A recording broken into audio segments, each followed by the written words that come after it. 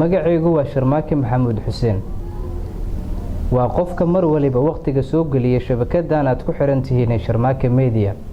dadaalada badan iyo juhdiga aan ku bixiyo shabakada Sharmaake Media waxay igaga dhigan tahay inaan idinka hawsha aan idin hayo marnaba aan ka daalin.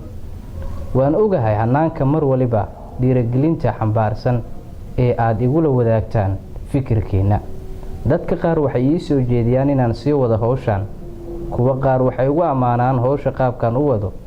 sidoo kale waxaa jira dad badan oo talooyin la soo wadaaga, isla markaana talooyinkaasi aan ka haqabtiro.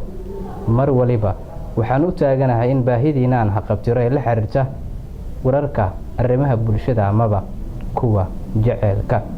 YouTube-kayga waxa uu gaaray subscribe-kiisa 10,000.